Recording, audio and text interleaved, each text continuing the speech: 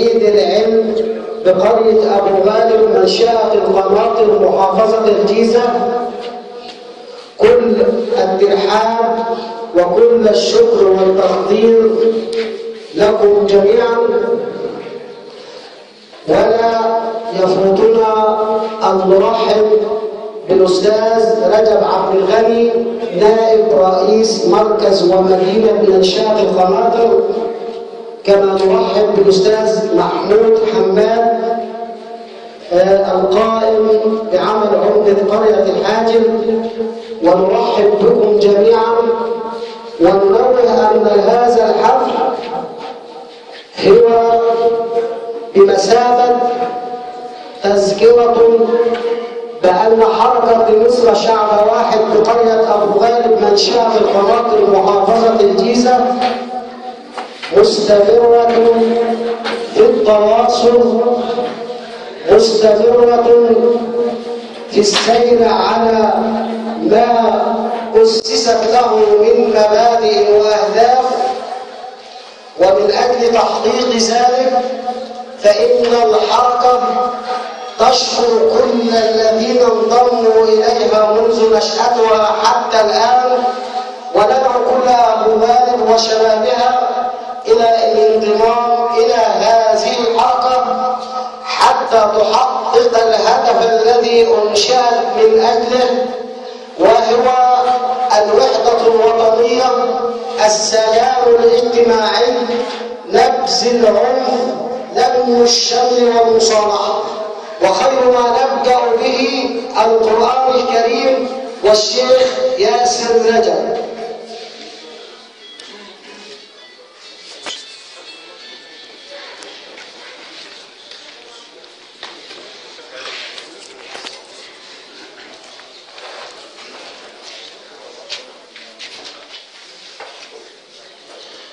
أعوذ بالله من الشيطان الرجيم.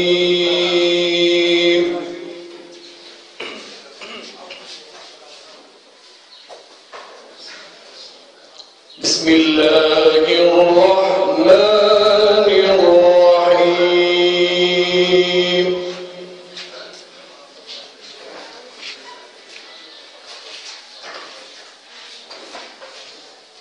لقد صدق الله رسوله الرؤيا بالحق لتدخلن المسجد الحرام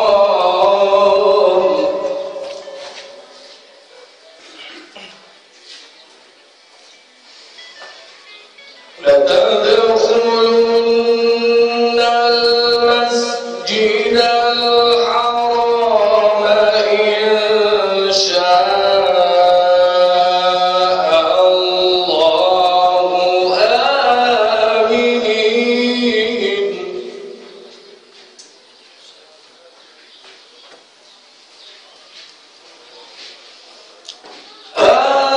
آمنين محلقين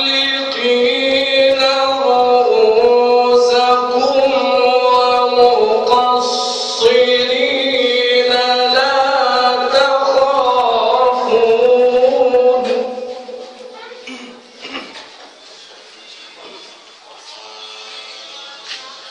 فعلم ما لم تعلموا فجعل من دون ذلك فتحا قريبا.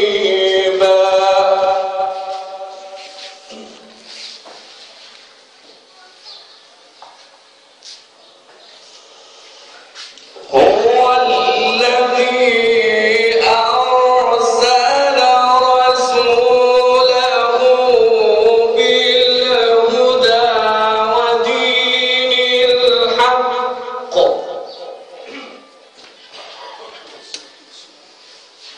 هو الذي أرسل رسوله بالهدى ودين الحق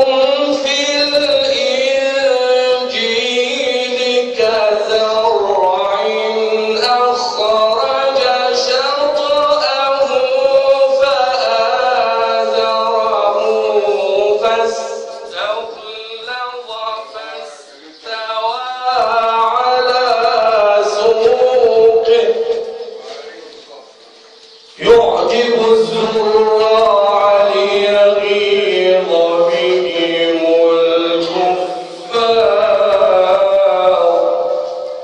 وعد الله الذين آمنوا وعملوا الصالحات منهم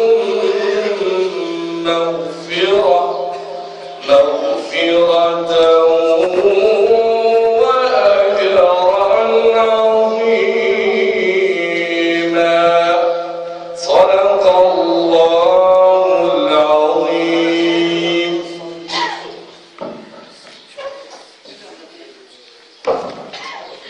مع الأستاذ أحمد سعيد فليتفضل.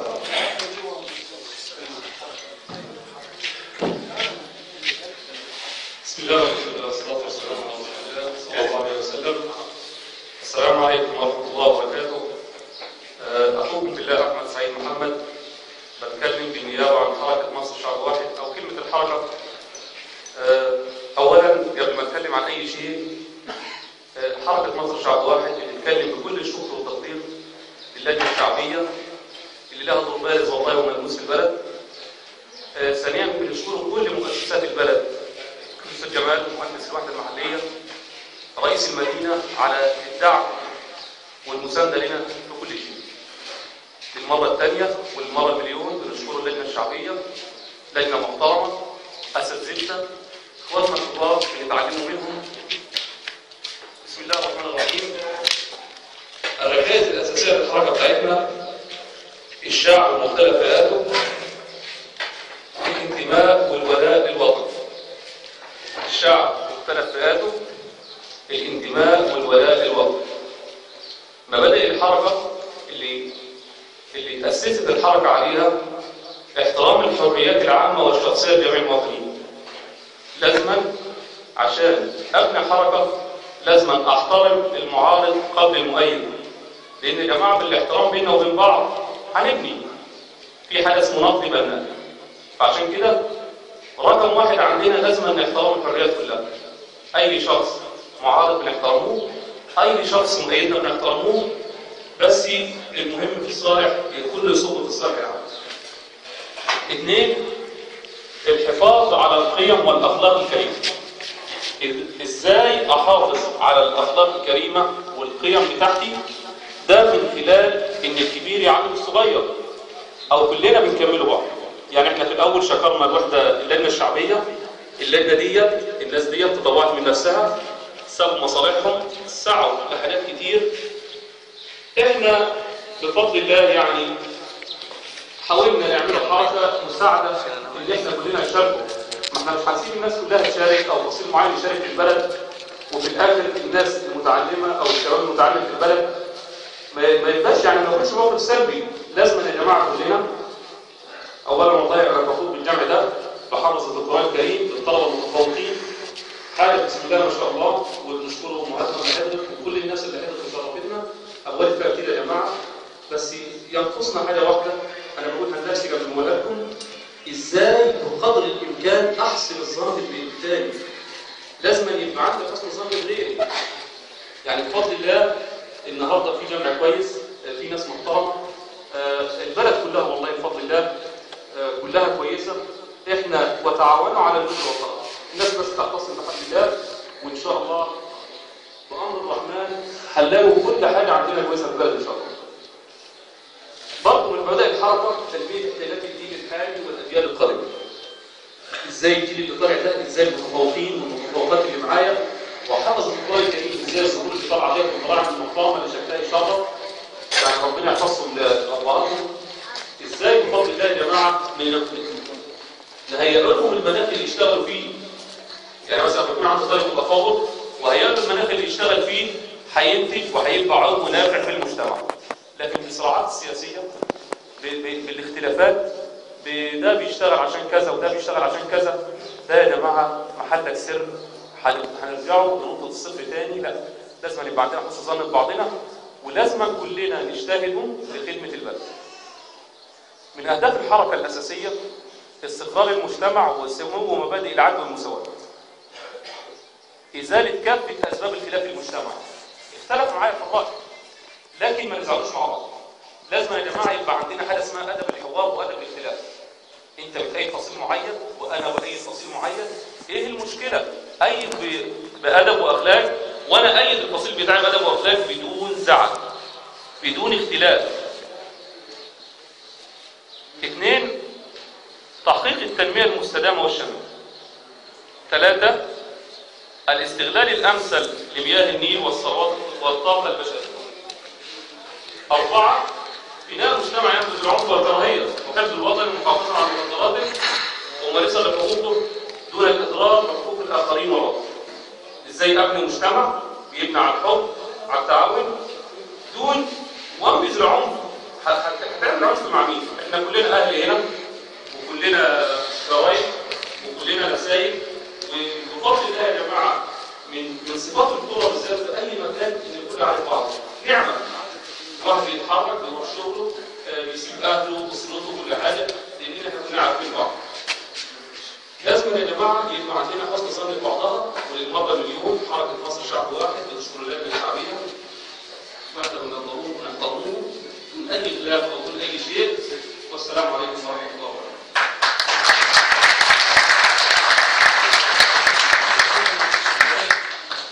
مع كلمة مؤسس الحركة الدكتور عبد الصمد صبري.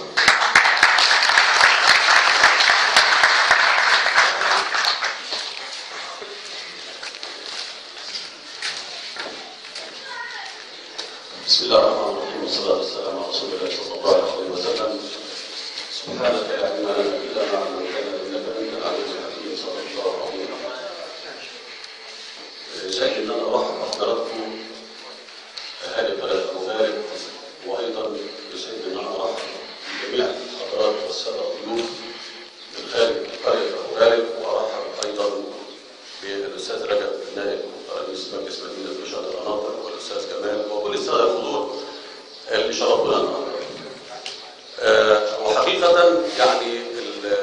يعني أنا لا أستطيع، يمكن أنا أنحت في الصف عشان أجد كلمات أعبر بها عن سعادتي لهذا الجمع اللي بفضل ربنا سبحانه وتعالى ربنا وفقنا ليه كحركة مصر شعب واحد، إن احنا نجمع وإن احنا نكرم أهل بلدنا من الشباب المتفوقين، وأيضا من حفظ القرآن الكريم، اللي زي ما الناس كلها بتقول أن الشباب هم نصف الحاضر وكل المستقبل، اللي احنا شايفين فيهم إن شاء الله كل المستقبل بإذن الله تعالى.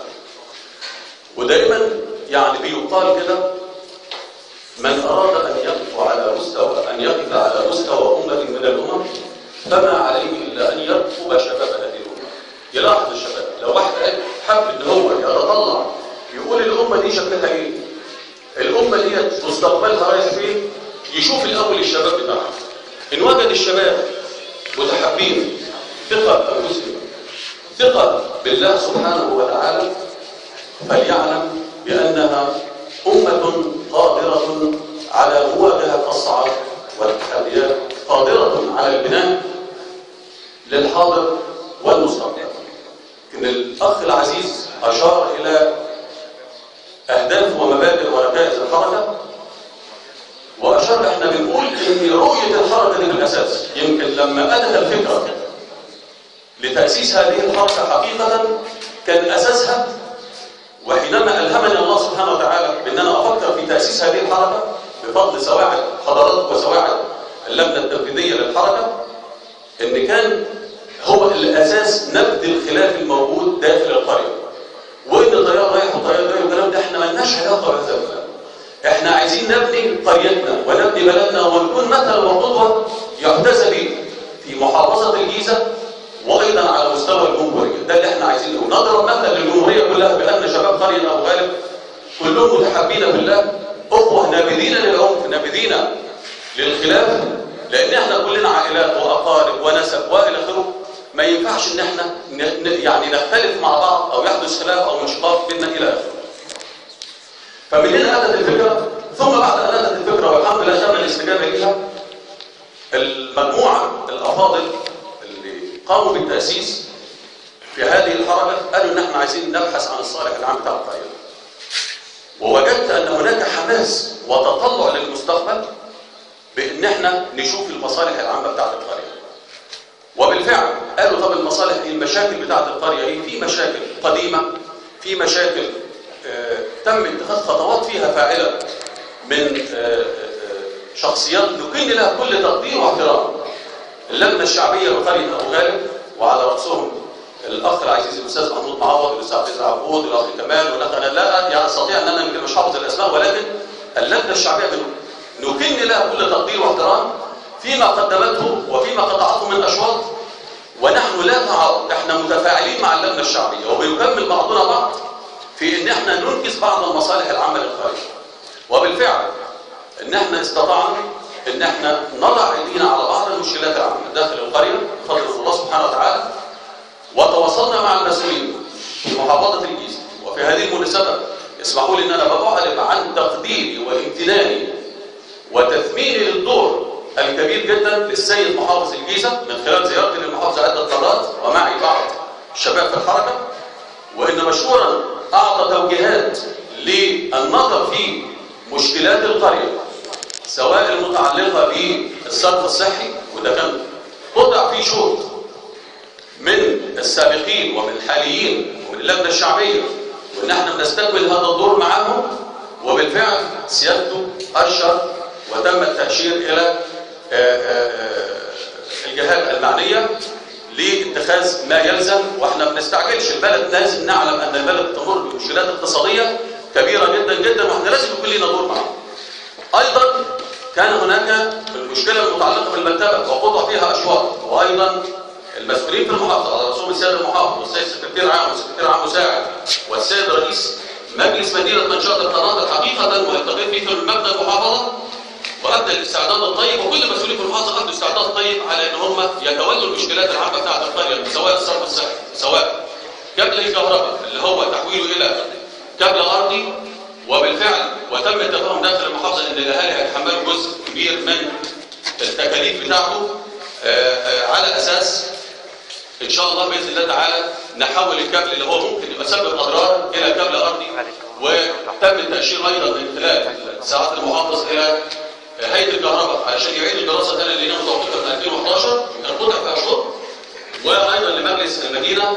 وان شاء الله باذن الله تعالى احنا ماشيين مع الجهات التنفيذيه بهذا الامر. ايضا المشروع بتاع المكتبه ايضا تحت الدراسه. وهذه المناسبه انا يمكن اخذت مجموعه من الحركه لان كانوا قالوا للجمعيه الزراعيه، ورحنا للاستاذ الحاج ابراهيم عبد في منزله، ومشكورا هذا الرجل قال انا تحت امر اي مشروع قومي للقريه، ولن اكن عثره امام هذا المشروع، لان مشروع انشاء المكتبه عندنا وطبعا في جهود كثيره الاستاذ عبد عطاء عبد الغفار وبعض الاخوه الافاضل من اللجنه الشعبيه واهالي القريه يمكن يعني قطعوا شوط فيه، ولكن ان شاء الله باذن الله تعالى احنا واخدين خطوات كبيره جدا في موضوع المكتبه، اللي ده مشروع قومي لا مش هيخدم ابو غالب فقط، ولكن هيخدم مجموعه القرى اللي حوالين ابو غالب ان شاء الله باذن الله تعالى. ان شاء الله باذن الله تعالى استطعنا بفضل من الله سبحانه وتعالى ان احنا ناخد موافقه وزاره الري بفضل من الله سبحانه وتعالى على موضوع الابار، وكان حتى في وردان كان ليها طلب معطل بفضل من الله سبحانه وتعالى. ضمينا وردان مع الخطه بتاعت خطه عام 2014-2015، وتم الموافقه بالفعل على 12 ابار في ابو غالب و13 بدر في وردان عشان تعدادها اكبر، وقطع شوط وتم فعلا ادراكها في الخطه بتاعت 2014-2015. تواصلنا مع المحافظه في الحقيقه في موضوعات كثيره جدا، منها مشروع القمامه، والاستاذ كمال مشكورا ان شاء الله هو متعاون معانا ومجلس المدينه، وان شاء الله باذن الله متعاونين ان احنا عايزين نرتقي بلدنا باذن الله تعالى في موضوع جمع القمامه، وان احنا نجيب براميل، وان احنا يكون في موظف ان احنا هنساهم في هذا المشروع ولو ب 5 جنيه من كل بيت، 5 جنيه ندفعهم في مقابل ان بدل ويبقى في براميل موجوده، براميل كبيره نحط فيها عفوا الزباله بتاعتنا بحيث ان عربيه تعدي من الوحده المحليه الى اخره. هذه الامور حقيقه امور مبشره بالخير. معالي المحافظ وعد بان كل المشاكل العامه بتاعت ابو غالب ان شاء الله باذن الله تعالى هيتم حلها ووضعها في جدوله، ولكن احنا مش عايزين نتعجل الجهاز التنفيذي او المحافظه، لان هناك بعض العقبات الاقتصاديه وبتتعلم جميعا الظروف اللي بتمر بها البلد، واحنا قدر الامكان حتى لما جت قصه المحاولات بتاعت الرفض ايضا قيد الدراسه حاليا، واحتمال ان شاء الله باذن الله تعالى ان يتم باذن الله بطريقه للموافقه عليها، ولو كانت هناك عقبات ماليه ايضا باذن الله تعالى ان احنا هنساهم فيها وهنذللها باذن الله تعالى ان شاء الله باذن الله تعالى. يمكن اللقاء الاخير كان في المحافظه الاسبوع الماضي دوت، ويعني طلبت من سياده المحافظ ان احنا عايزين ان احنا يعني يلتقي به مجموعه من الشباب حركه مصر شعب واحد، وهو مشكورا يعني جالنا تليفون دلوقتي بان اللقاء تحدد يوم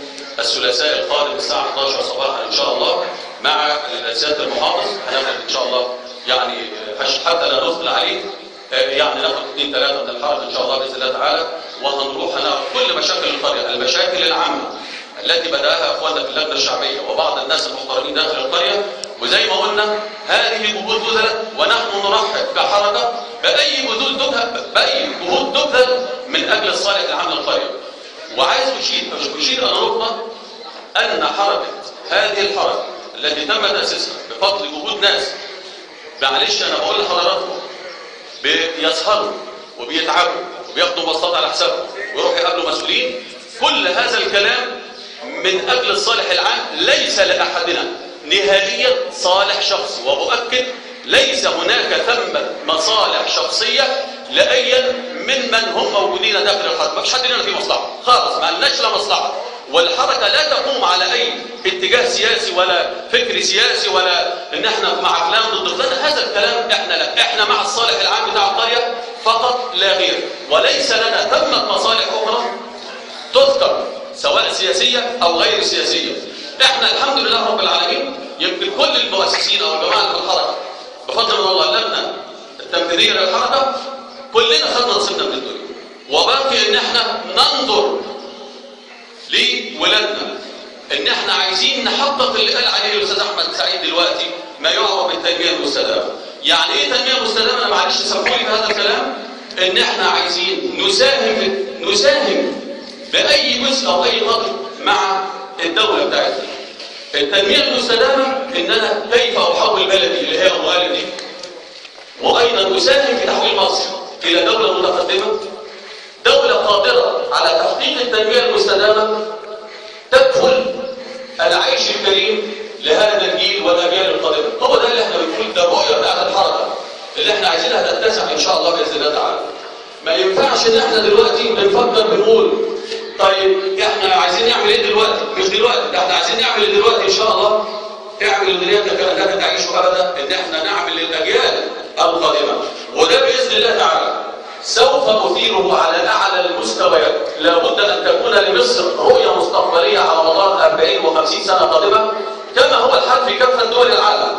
مصر للاسف الشديد لا تضع نصب اعينها خطه تستطيع من خلالها ان هي تبني عليها استراتيجيات وتلزم بها الحكومات المتعاقبه او تلزم بها الوزارات، لا، باذن الله تعالى من خلال الحركه دي ان احنا باذن الله تعالى على اعلى المستويات لابد ان تضع مصر رؤيه مستقبليه تقوم على الركائز اللي احنا قلنا عليها ديت او جزء منها، وتقوم قائمه على هذه الاهداف، بحيث ان شاء الله باذن الله تعالى تكون مصر لا تقل عن اي دوله اخرى، ان احنا في رؤيه للوطن بحيث ان احنا نلبي احتياجات الجيل الحاضر، وايضا دون الانتقاص من حقوق او ضمانات الاجيال القادمه. ده اللي مصر لازم تمشي عليه، كل دول العالم حاطه رؤيه مستقبليه مع مصر للاسف الشديد، وهذا الكلام سوف يشير في وسائل الاعلام المختلفه، ان لابد ان يكون لمصر رؤيه مستقبليه على مدار 50 سنه قادمه، وتضع خطط استراتيجيه لتنفيذ هذه الرؤيه لكافه الوزارات والحكومات المتعاقبه بحيث تلتزم بتنفيذها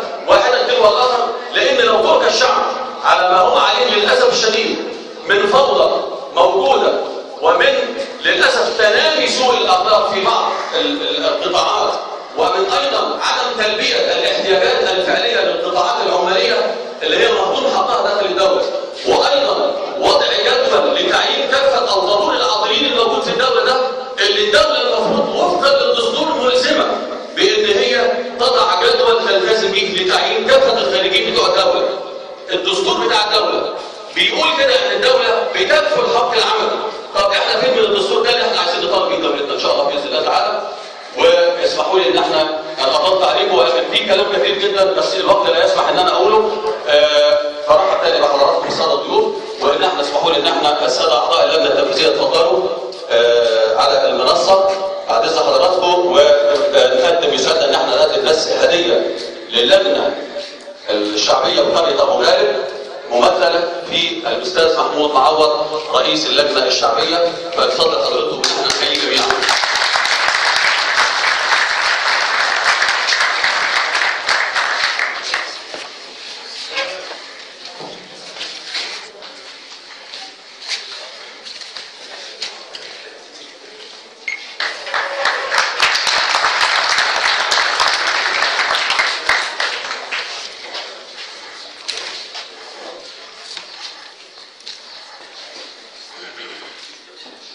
هنبدأ التكريم، وبدأنا اللجنة الشعبية اعترافا بما قدمته وما تقدمه من خدمات للقرية، ونطالبهم بالمزيد ونحن معهم.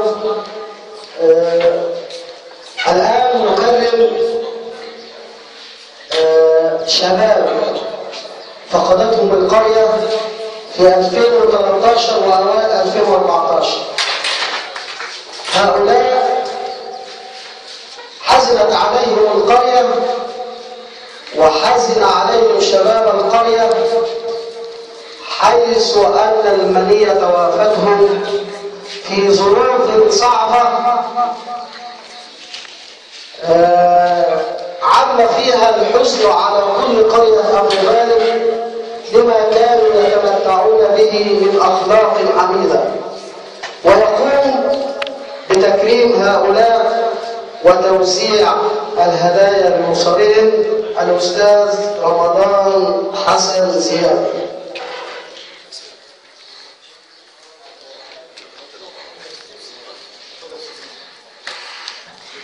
بسم الله الرحمن الرحيم. جائزة خاصة من الحركة الروح المرحوم الأستاذ عبد الصمد محمد عبد الجواد مقبلة.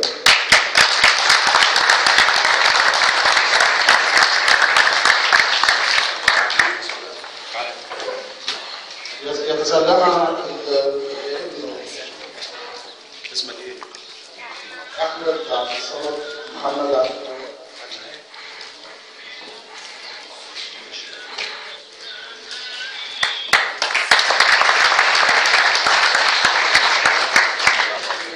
جائزة خاصة بالروح المرحوم الأستاذ محمد فاضل سليمان أبو النجف، يتسلمها الأستاذ محمد فاضل.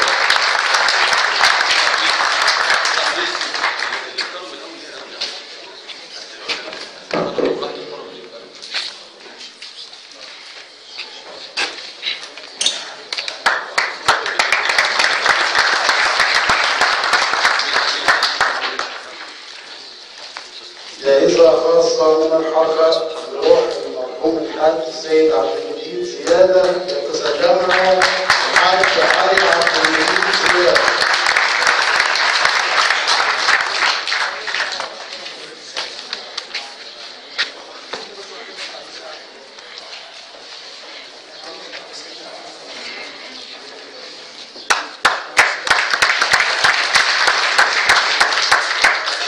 جائزة خاصة من الحركة لروح فقيد الشباب المرحوم عبد الباسط عبد الجواد عبد الباسط عز الدين، يتسلمها الأستاذ محمد عز الدين.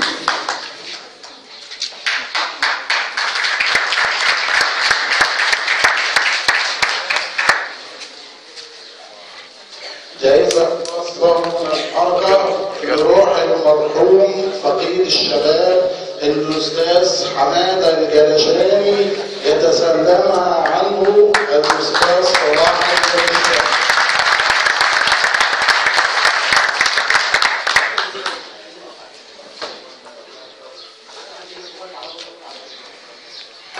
جائزة خاصة من الحركة لروح المرحوم فقيد الشباب الأستاذ أحمد عبد الكريم عبد المجيد العشماوي.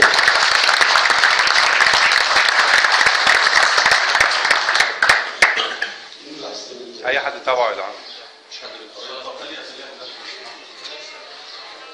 شكرا جزيلا.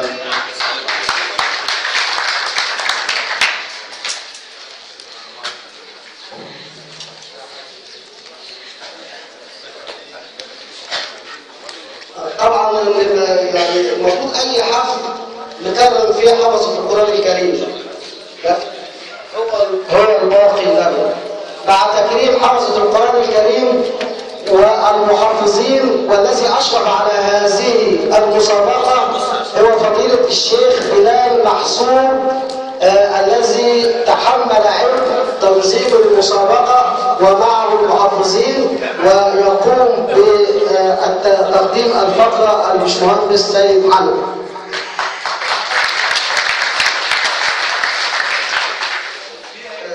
كم أنا سعيد بهذا التجمع الجمع الرائع الذي موجود الآن أمامنا على الحب والمحبة وعلى مشاكل أبو غالب. اشهد الله أننا لم نجتمع في هذا المكان إلا لأبو غالب ومشاكل أبو غالب. اشهد الله أننا لم نجتمع في هذا المكان إلا لأبو غالب ومشاكل أبو غالب فقط لا غير.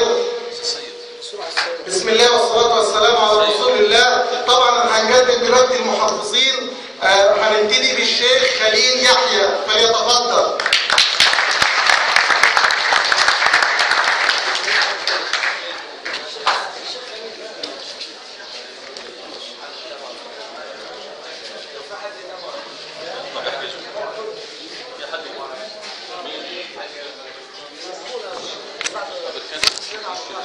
الشيخ عماد جلال فليتفضل.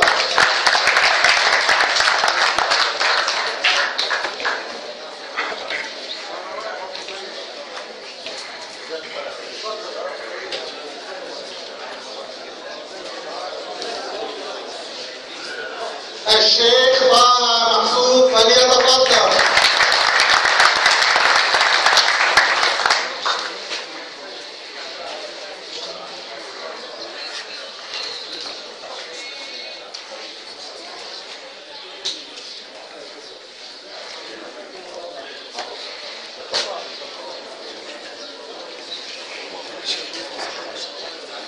مع الطلبة الذين حضروا المسابقة وتصوتوا فيها. واحد سامح سمير أحمد فليتفضل.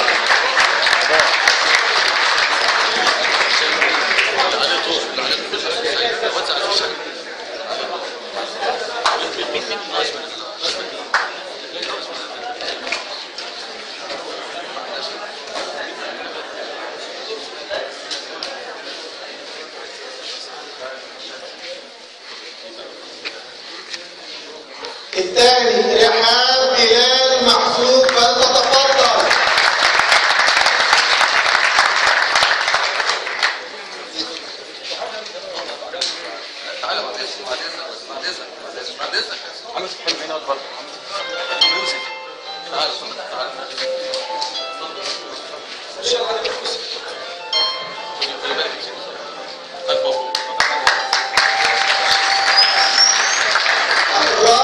مصطفى محمود ضرني فليتفضل.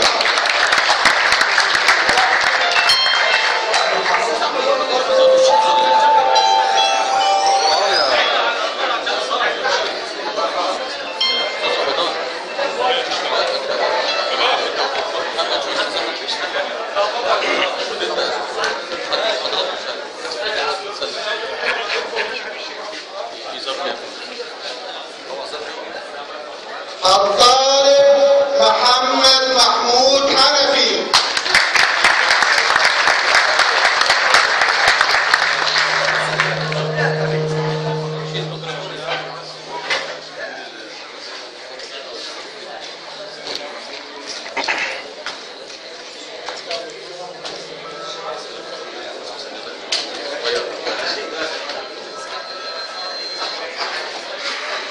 الخامس دنيا سمير أحمد.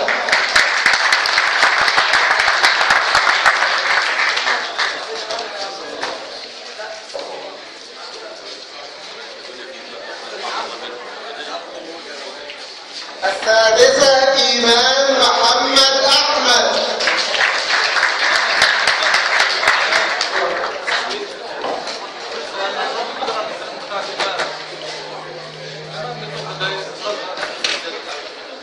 السادسة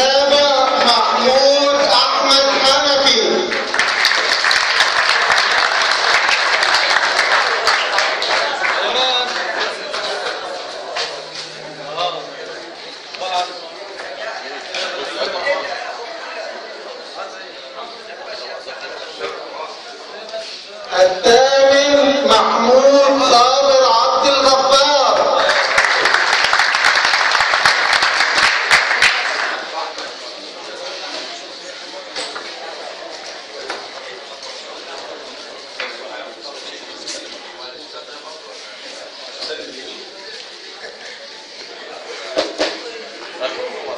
التاسع أحمد خالد محمد راغب.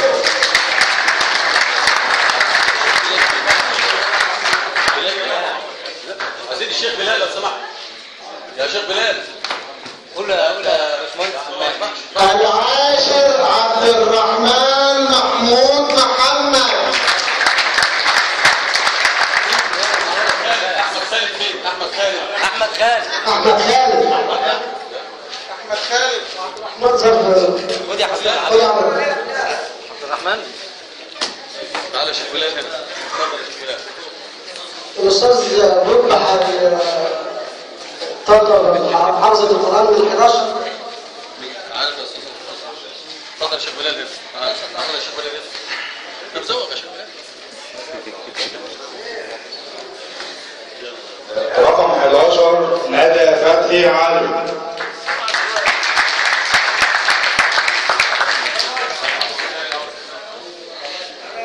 اسم تاني يا بطل.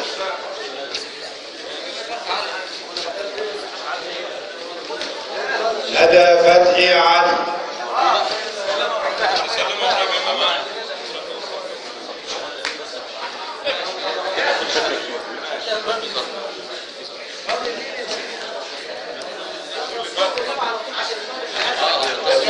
صابرين السيد محمود.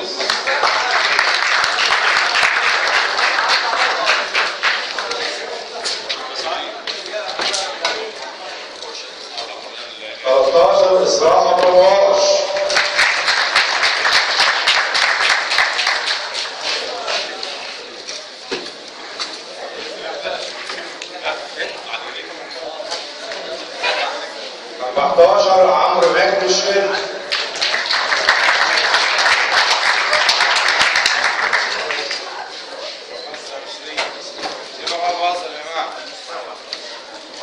عمرو مجدي الشريف. 15 احمد مصطفى السيد.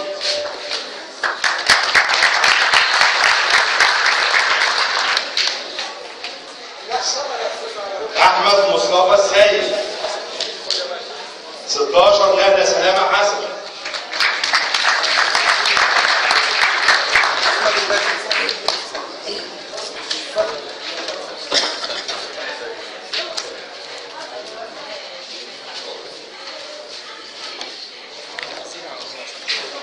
فاطمة أحمد حنفي.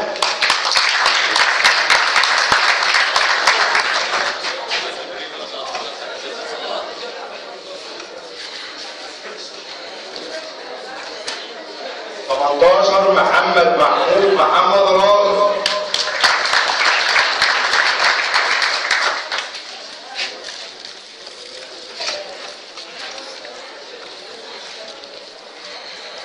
19 السيد عرفات فرج.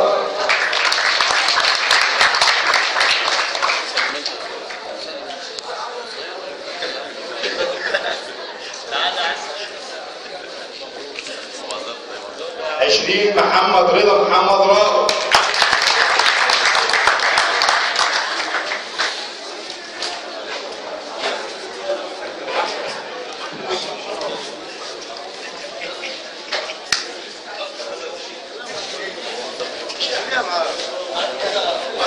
21 آية السيد محروس.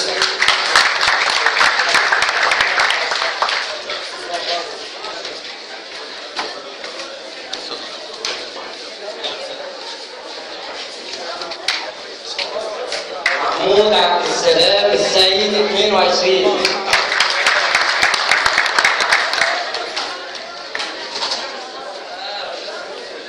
'أحمد محمود حنفي 23.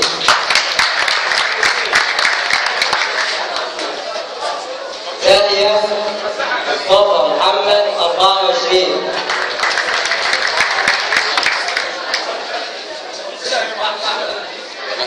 'أحمد داهية مصطفى محمد 24.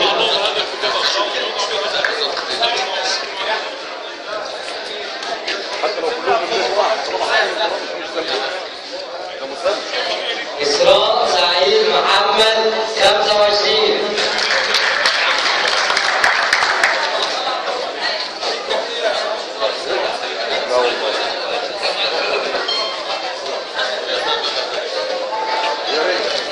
محمد عماد جلال 26.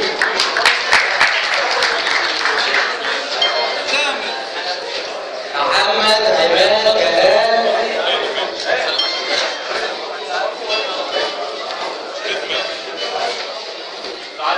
محمود عيد رمضان عاشور 27.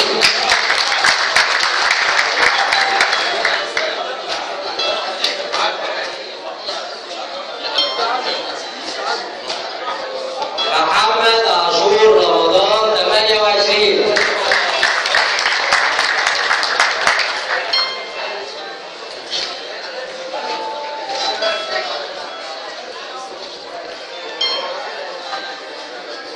محمد شعبان عبد الحميد 29.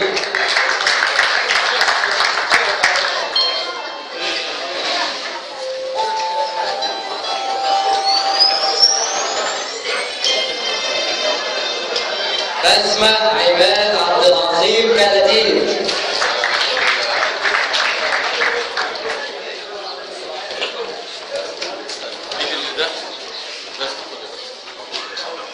إسراء أحمد فرج 31.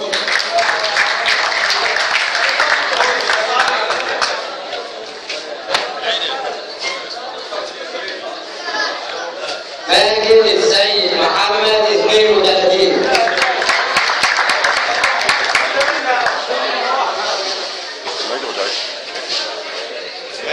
ماجد السيد محمد بناوي.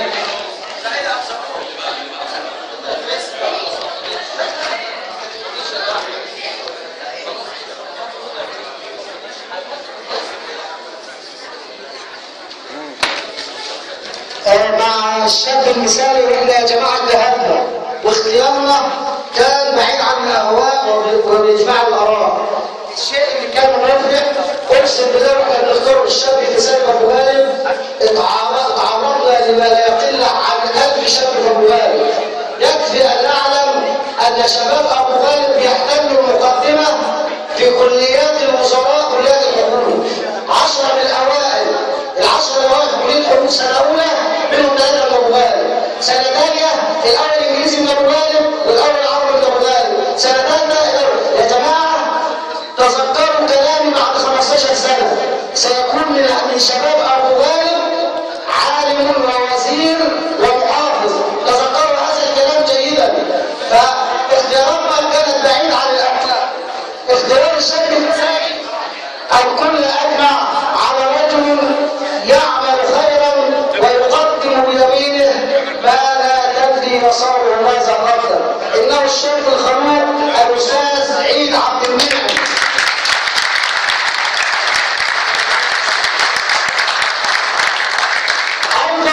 تم اختيار شاب اخر اعداد المساجد طاهر القلب عفيف اللسان نظيف اليدين مخلص في عمله. انه الشاب الخلوق المستشار محمد احمد ابراهيم عبدون.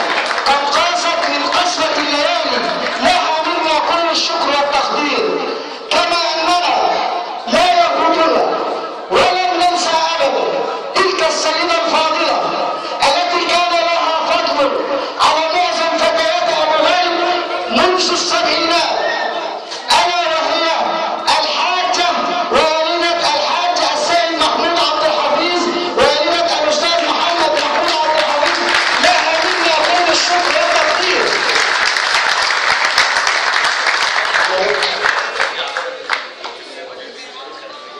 أما عن المجهودات الخدمية فقد وجدنا الكثير من شباب أبو غالب يتفانوا في خدمة أهالي أبو غالب، ولكن استقر الرأي على الرائد محمد عبد العزيز العبود الذي يتحدث في العمل الخدمي في قرية أبو غالب من خلال جمعيات المجتمع المدني، وله كل الشكر والتقدير. فيتفضل الأستاذ إبراهيم عبد العزيز عبود. أما الشاب الثاني فهو شاب أحب خدمة الناس فأحبه الناس، وهو معشوق الشباب ابن الكابتن طارق محمد عبد الفضيل. شكرا.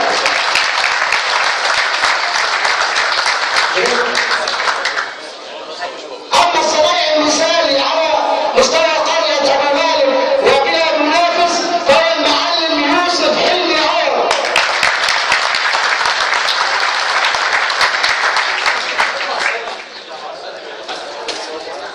وتقدم الحركة الذين بذلوا جهد من أجل إنجاح هذا الحفل المحاسب أحمد محمد بدر عبد العزيز عبد الدواب، الذي بذل مجهود منذ أكثر من 10 أيام وهو يجهز لهذا الحفل. حقيقة الولد ده بصراحة هو اكتشاف، يعني اكتشفناه فعلا. ولد شعلة نشاط وفكر، بسم الله ما شاء الله عليه، الله أكبر، ربنا يحميه الولد ده فعلا. يعني من الأولاد الطالعين اللي مستقبلهم باهر، عنده فكر وعنده حركة ونشاط وعنده حب البلد وحب الشباب بلده بمنقطع النظير. دي حقيقة نحييه كلنا الولد ده. الرجل الثاني في الحلقة وهو الأستاذ رمضان حسن زيادة، الذي استقبلنا في بيته واستقبل اجتماعات الحلقة في حالة شبه يومية. بحثنا عن اختيار الفلاح المثالي ولكننا لم نجد الفلاح الذي يحمل ماشي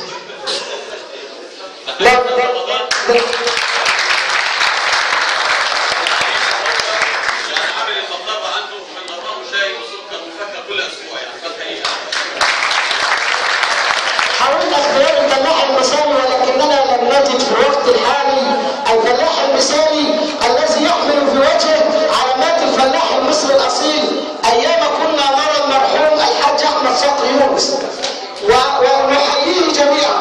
ولم نجد في فلاح اليوم ما ترتسم على وجه علامات الفلاحه والذي يمكن ان يواصل العمل مثل علامات الفلاحه على وجه الحاج عبد المجيد عاشور، فحجبت هذه الجائزه. فمعظم الفلاحين اليوم قد قام بالتعدي بالبناء على ارض زراعيه، ولله الامر من قبل ومن بعد. نكرم العامل المثالي وقد تم اختيار الحاج امام عباس على انه العامل المثالي لكونه من محاربين ابو غالب الخلافه. كما تم اختيار الحاج فتحي محمود رماح على ما قدمه من خدمات سابقه في العمل الصحي بقريه ابو غالب، وهو كل الشكر والتقدير. نكرم حفظة القرآن الكريم ونكرمهم في حياتهم. نكرم فضيلة الشيخ عمر الحلال،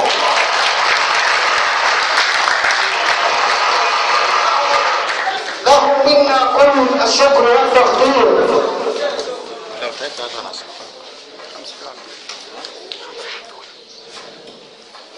نكرم فضيلة الشيخ عبد الحميد عز الدين.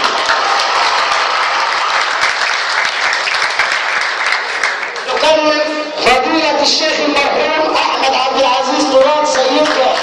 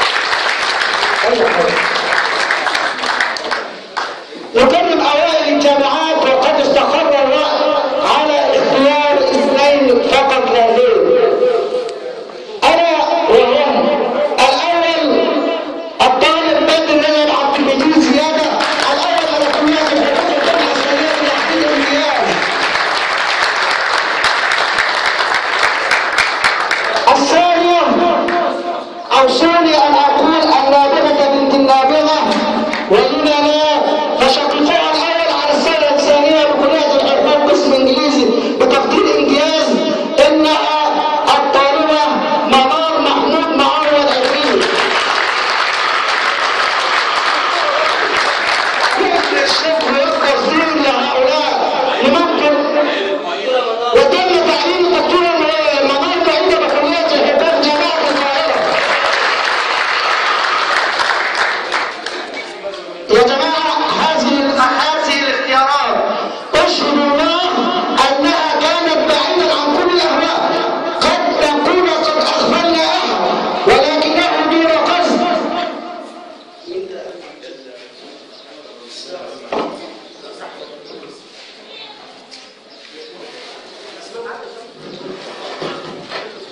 بسم الله الرحمن الرحيم.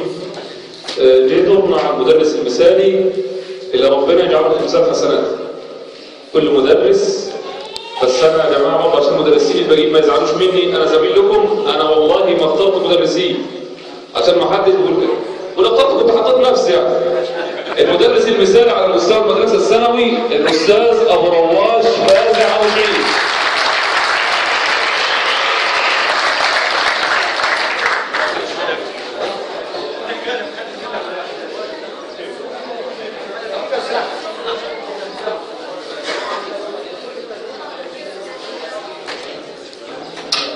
المدرس المثالي على مستوى الإعدادي الأستاذ عبد الرحمن عبد الباسط عز الدين.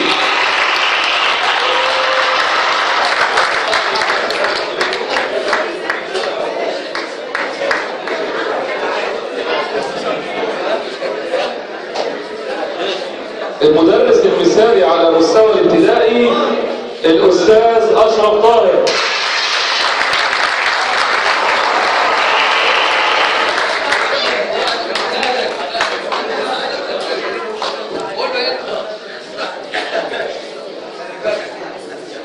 وهنختمه إن شاء الله بصنعة التعليم الفني المهندس السيد عبد الحميد سماح.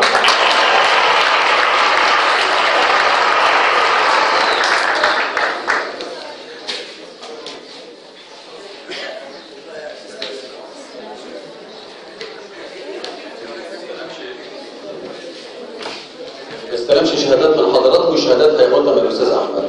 الاستاذ احمد اللي ما يستلمش شهاده هياخدها من الوالد.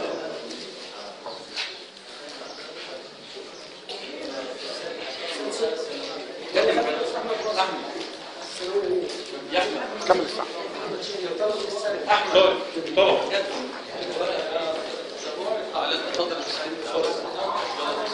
والآن مع الأستاذ سعيد عبد الصبور.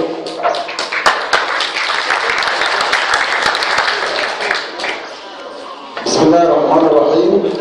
الطلبة المتفوقين الأسماء زي ما جات لنا من المدارس، احنا ما كانش لينا أي اختيار فيه. الطلبة المتفوقين في المرحلة الثانوية: أول علمي بنين محمد شبل إمام فزور.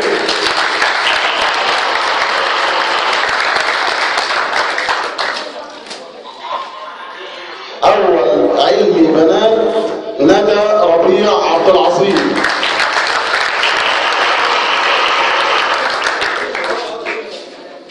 أول أدب بنات إيمان محمود عبد العزيز.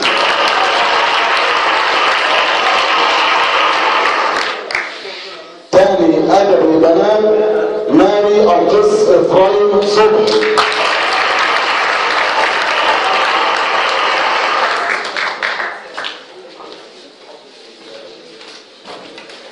الطلبة المتفوقين في المرحلة الإعدادية مدرسة أبو غالب الإعدادية المشتركة: أول البنين أحمد حنفي محمود حنفي.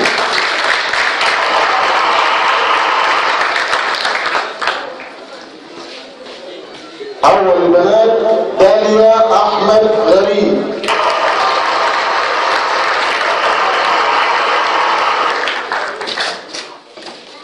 الطالبة المثالية منة الله محمد عبد المعبود.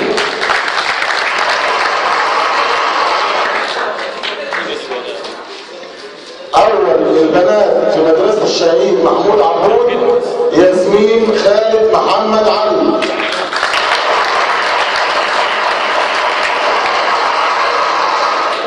أول الطالبات بمدرسة الصحوة نورة كمال السيد شحات.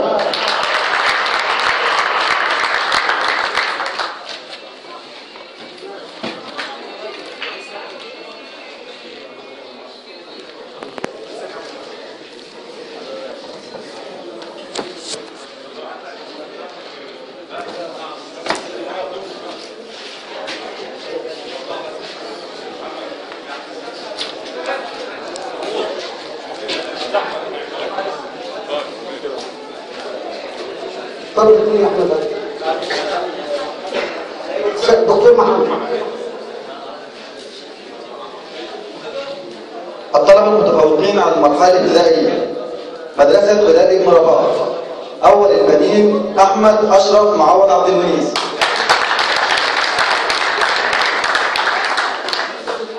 أول البنات هند السيد محمد مبروك. الطالبة المثالية على مدرسة بلال بن رباح آية محمد البدر.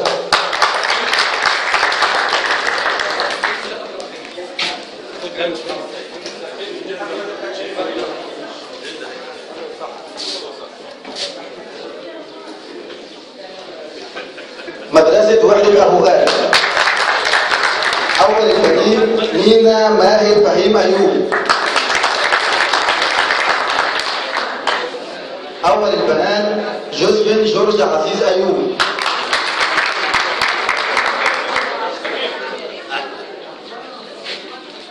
الطالب المثالي على مدرسة وحدة أبو غالب عمر عباس بيومي عبد العزيز.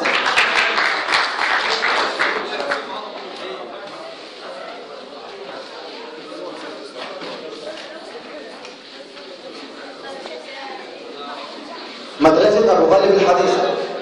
أول البنين علي السيد حسن أبو نصر. أول البنات منار عزة السيد محمد. الطالبة المثالية على مدرسة أبو غالب الحديثة منار رمضان عبد الحميد الشناوي.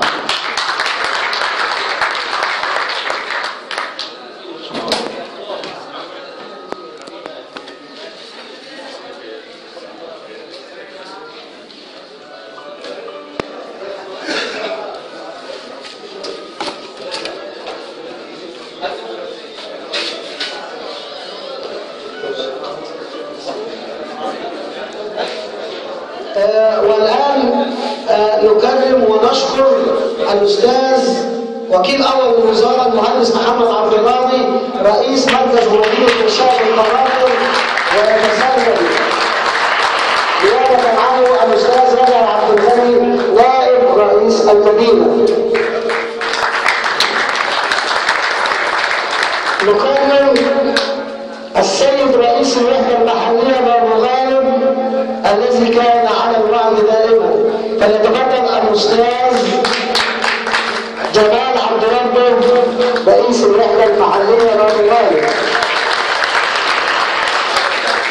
نعاهدكم دائما أننا على الدرب سائرون ولن تمر مناسبة ولن نترك تميز في قرية أبو غالب إلا وكرمناه. نعاهدكم على السير على الدرب ولن نترك مناسبة إلا وشاركنا فيه. نقول دائما وأبدا نرحب بجميع أبو غالب وأهالي أبو غالب بالانضمام إلى الحركة. نرحب بمجهودات اللجنة الشعبية ومع الدكتور محمد صبري. والله اللجنة الشعبية والإخوة الأفاضل بتوع حركة مصر شعب واحد، عشان لا حد ينزل على فيس إن إحنا إيد واحدة. إيد واحدة بفضل الله بدأنا حركة في البلد في أشياء كثيرة جدا، والإخوة الأفاضل يعني صاروا على الضرب، ويعني نحن بخبراتنا الطويلة مع الأخ محمود معوض وأعضاء اللجنة الشعبية خدنا مداس لأي حد في البلد عايز يخدم، وإحنا شعب مصر واحد، كلنا ايد واحده بفضل الله، واحنا تحت امرهم، ومن الجمعه